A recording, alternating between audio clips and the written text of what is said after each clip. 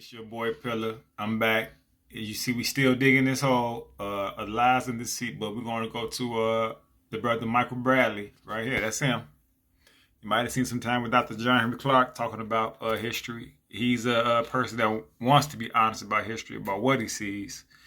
Michael Bradley has a book called The Dawn Voyage, The Black African Discovery of America. Get that book in your library, right? And he says, there is no doubt that the black African crossed the Atlantic to the lands of the West. How otherwise are we to explain the statues with African features found at Levenza, you don't say Levenza, or the representation of black men in the murals of the Temple of Warriors at Chichen Itza? How otherwise can we explain in both Central America and the eastern foothills of the Indies, linguists find African languages related to Mandinga? The language is spoken by people around Cape Verde? Okay, so let's break that down. He says, there is no doubt that black Africans crossed the Atlantic to the lands in the West. So he said there's no doubt that black people crossed the Atlantic to the lands of the West before Columbus, right? Before the slave trade, right? How otherwise can we explain the features of the statues with African features found at Levenza?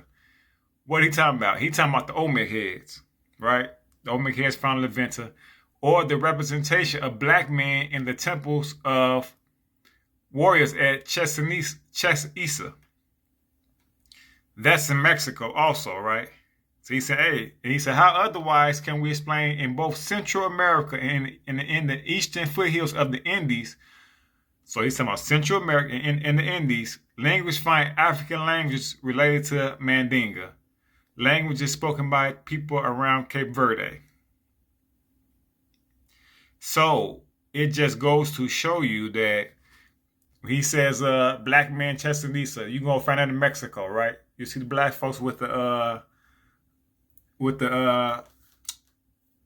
hair wrap, the noses, they dark, they skin complexion, right? This is Central America. Indies find African languages. And so it just goes to show you that, as I continue to show you, it's a lot that we're not being taught in a lot of these schools and on TV. Because when has your teacher ever asked you to do a paper on the African presence in pre-Columbus America? Who were the heroes? Who were this and that? You never got that.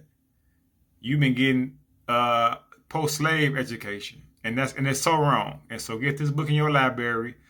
I'm pretty sure you'll find it interesting.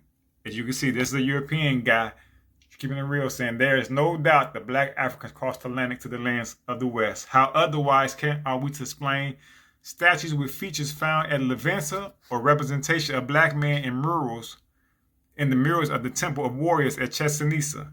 How otherwise can we explain that in both Central America and eastern foothills of the Indies, linguists find African languages related to Mandinga, the language spoken by the people around Cape Verde?